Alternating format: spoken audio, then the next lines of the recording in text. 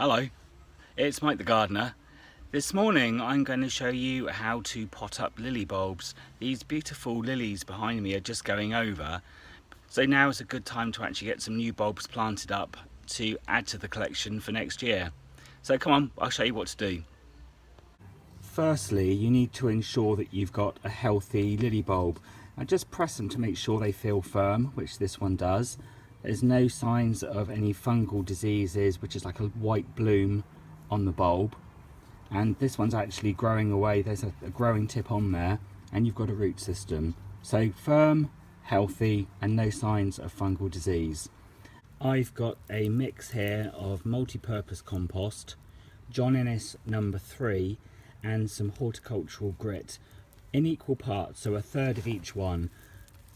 Lilies don't like to sit in damp soil, so the grit helps the drainage.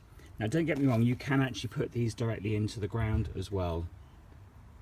Now while lilies can obviously get planted in the ground, I prefer to put my young bulbs into a pot just to get them established. There's nothing more disappointing than when you put them in the ground and then it comes to late spring and nothing appears. So I put mine in the ground in a pot to start with, get them started, and once they're established then I'll put them into the ground so they can grow on. Now I've got these in a 1 litre pot, but any small pot will do. It doesn't need to be too large, and you need to have about 4 inches of your compost above the bulb. Now because we've got a growing tip on here, I'm allowing for that, but there is 4 inches from the base, the top of the bulb here, to this part here. So I'm just going to start filling that in with the compost,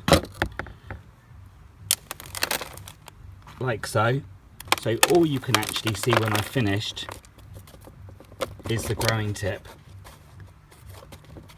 I'll keep that well watered, but then when it gets to the winter I'll put it somewhere a little bit drier so it doesn't get waterlogged. Lilies can't stand to be waterlogged.